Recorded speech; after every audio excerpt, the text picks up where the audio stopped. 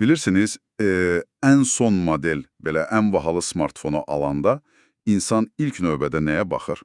Yəqin ki, dizaynına, kamerasının neçə megapiksel olduğuna filan. Yəni, hər şey parıldayır, hər şey sanki gələcəkdən gəlib. Amma bir anlıq təsəvvür edin ki, o möhtəşəm cihazın içinə 20 il əvvəlin daim xəta verən köhnəlmiş bir əməliyyat sistemini yükləyiblər. Heç nə işləməyəcək. Yəni nə qədər güclü donanım olsa da donub qalacaq. Dəqiq. Nə qədər qabaqcıl tətbiqlər yükləyirsinizsə yükləyin, o telefon ən vacib anında sönüb, əlinizdə cansız bir dəmir parçasına çevriləcək. Bax, bugünkü dərin təhlilimizdə biz məhz bu mürəkkəb əməliyyat sisteminin ancaq smartfonun yox, bütöv bir dövlətin əməliyyat sisteminin sıfırdan necə qurula biləcəyini müzakirə edəcəyik. Həm də düz 21-ci əsrin mərkəzində. Təbii ki, bu çox iddialı bir mövzudur. Belədir. Və masamızın üzərində olduqca unikal mənbələr var. Deməli, Rıza Qaraçay və Güney Azərbaycan Konsultasiya Şəbəkəsi, qısaca SAK-N tərəfindən hazırlanmış 3 fərqli strateji sənəddən danışırıq. Bu sənədlər Güney Azərbaycanın 2030, 2040 və 2050-ci illər üçün dövlət quruculuğu, iqtisadi inkişaf və texnoloji vizyonunu əks etdirir. Amma keçməzdən əvvəl bir şeyi xüsusi vurğulamalıyam. Bizi dinləyən hər kəsə səslənirəm. Aha, buyurun. Bizim buradakı məqsədimiz hər hansı siyasi tərəf tutmaq deyil. Yəni, kiminsə siyasi məqsədlərini təbliğ etmək. Biz sadəcə təqdim edilmiş bu mətndəki nəzəri dövlət modelini, iqtisadi və texnoloji ideyaları obyektiv şəkildə araşdırırıq. Tamamilə düzdür. Çünki bu sənədlərin arxasındakı arxitekturanı anlamaq, yəni bu sistemin necə dizayn edildiyini görmək doğrudan da çox maraqlı bir intellektual tapmacadır, siyasi baxışlardan asılı olmayaraq. Bəli. O zaman gəlin elə təməldən başlayaq. Təsəvvür edin, yəni siz, bəli, bizi dinləyən siz yeni bir dövlət qurursunuz. İlk işiniz nə olar?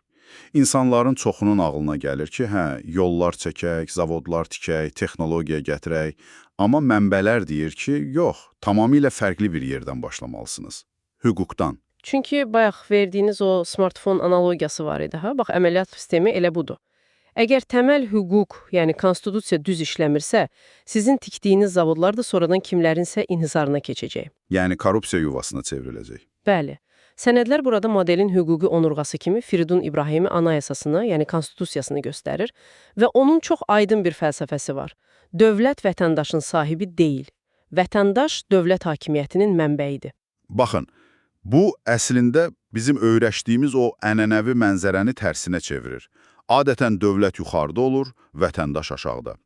Amma burada deyir ki, yox və hakimiyyət 4 yerə bölünür. Deməli, Milli Qanunvericilik Kollegiyası, hökumət, məhkəmə və bir də Anayasanı Qoruma Kollegiyası. Mənbədə bir cümlə var idi, mənim çox xoşuma gəldi. Deyir ki, hakimiyyət bölünür ki, azadlıq qorunsun. Çox güclü cümlədir. Və bir də təbii sərvətlər məsələsi var. Məsələn, neft, qaz, qızıl filan. Sənədlər qəti şəkildə qeyd edir ki, bunlar dövlətin və ya hansısa oliqarxların deyil. Bunlar birbaşa xalqın milli sərvətidir. Aha, yəni təməl budur. Amma yenə də bilirsən necədir? Kağız üzərində hakimiyyət bölünür demək asandır. Tarixdə yüzlərlə belə gözəl yazılmış konstitusiya var ki, reallıqda işləmir.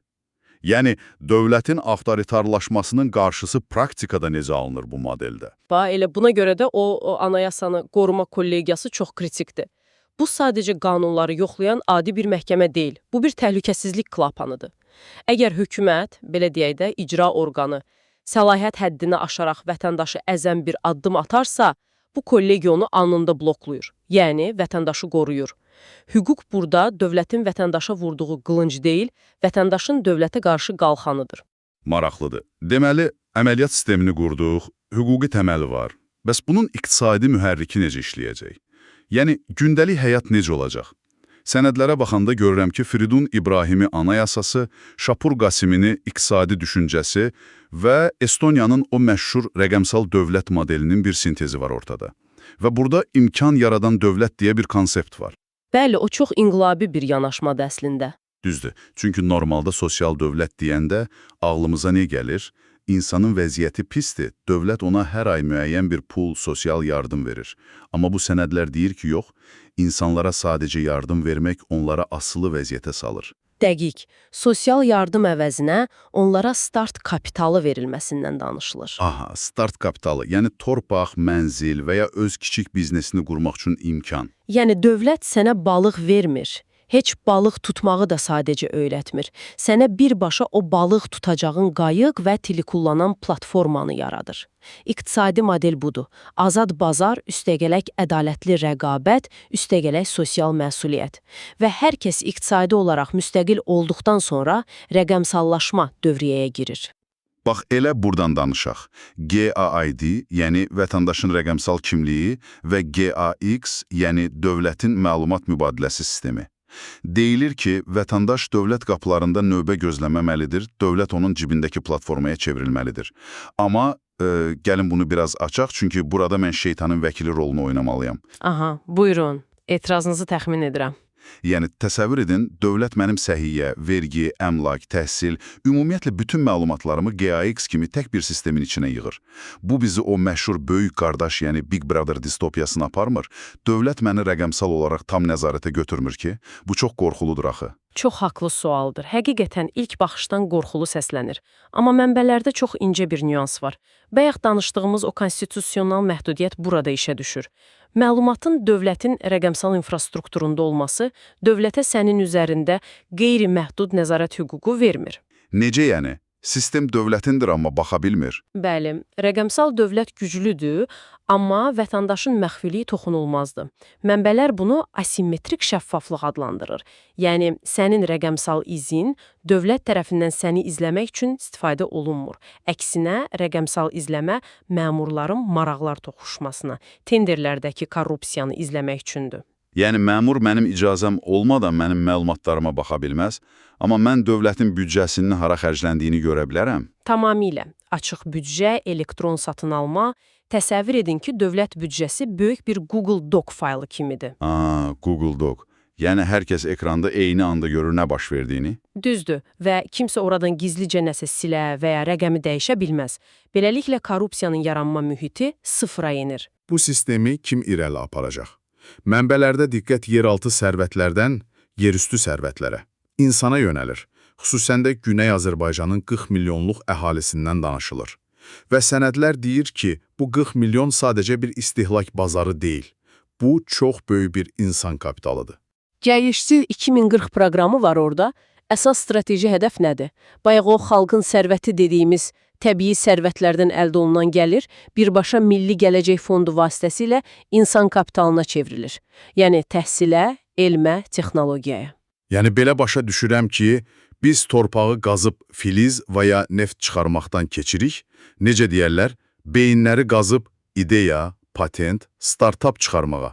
Çünki xammal bitə bilər, amma insanın zəkası sonsuzdur. Hətta sənədlərdə Təbrizin Güney Azərbaycanın Silikon vadisinə çevrilməsi kimi vizyonlar var. 100 min yüksək səviyyəli alim yetişdirmək hədəflənir. Və bir də sıfırdan unikorna strategiyası var. Dəyəri milyard dolları keçən şirkətlər. Amma mənim ən çox diqqətimi çəkən o diaspora şəbəkəsi oldu. Global South Azərbaycan Talent Network. Oradakı yanaşma məni biraz təəccübləndirdi açığı. Niyə ki? Çox vizyoner yanaşmadır. Normalda dövlətlər həmişə beyin axınından şikayətlənir. Yəni, ən ağıllı adamlar köçüb gedir başqa ölkələrə və bu faciə sayılır. Amma sənədlər deyir ki, yox, gəlin bunu beyin axını yox, beyin dövriyyəsi kimi, yəni brain circulation kimi görək. Bax, bu beyin dövriyyəsi məsələsini biraz da açaq. Yəni, model deyir ki, alim getsin, ABŞ-da, Almaniyada işləsin. Bəli, qoy dünyanın ən yaxşı laboratoriyalarında işləsin, amma dövlət elə bir ekosistem qurur ki, həmin o alim ildə 2 həftə belə olsa gəlib Güney Azərbaycanın innovasiya mühitinə töhfə versin. Ya da uzaqdan hansısa layihəyə qoşulsun. Bu, əslində müasir dövlət anlayışının o fiziki sərhədləri necə aşdığını göstərən mükəmməl bir tapıntıdır. Doğrudan da elədir. Yəni, sən ölkədən getsən belə, əslində rəqəmsal olaraq hələ də bu ekosistemin içindəsən. Çox qəşəng konseptdir. Yaxşı, insan kapitalını qurduq. Bəs bu insanlar 2040-2050-ci illərin o amansız qlobal rəqabətində necə sağ qalacaqlar? Çünki sənədlərin ən füturistik hissəsi məhz budur. Gələcəyin ekosistemi. Süni intellekt məsələsi var burada. Hər uşağa süni intellekt proqramı. Elədir. Sənədlər deyir ki, ibtidai məktəbdən etibarən hər bir şagirdin öz fərdi AI təhsil köməkçisi olacaq. Amma burada məni heyrətləndirən başqa bir şey oldu. Yəni dili, Güney Azərbaycan türkçəsini qorumaq məsələsinə olan fərqli baxış bucağı. Hə, bu çox fərqli bir rakursdur. Yəni adətən biz dili qorumaq deyəndə ağlımıza nə gəlir? Şeir yazaq, nə bilim folklorumuzu yaşadaq, mahnı oxuyaq. Amma buradakı vizyon tamamilə başqadır. Sənədlər deyir ki, dili qorumaq istəyirsənsə, get ondan kod yaz. Ona süni intellekt modeli öyrət. GAI, yəni Güney Azərbaycan Intelligence platformasından bəhs edilir. Tamamilə razıyam. Çünki dil sadəcə mədəniyyət obyekti olaraq qalanda ömrü qısa olur. Onu texnologiya, elm dilinə çevirmək lazımdır. Süni intellekt sizin anladığınız dildə, yəni milli dildə düşünməyi və xidmət etməyə bacarmalıdır. Bəs yaxşı, hər şey avtomatlaşırsa, süni intellekt hər yerə girirsə, bəs cəmiyyət neyniyəcək? Yəni oradakı o lifelong learning, ömür boyu öyrənmə konsepti praktikada nə deməkdir? Baxın, əmək bazarı qaçılmaz olaraq dəyişəcək, avtomatlaşacaq, sənədlər bunu çox açıq deyir. Yəni, bugün oxuduğun ixtisas 5 il sonra lüzumsuz ola bilər. Ona görə də təhsil sadəcə universitetlə bitmir.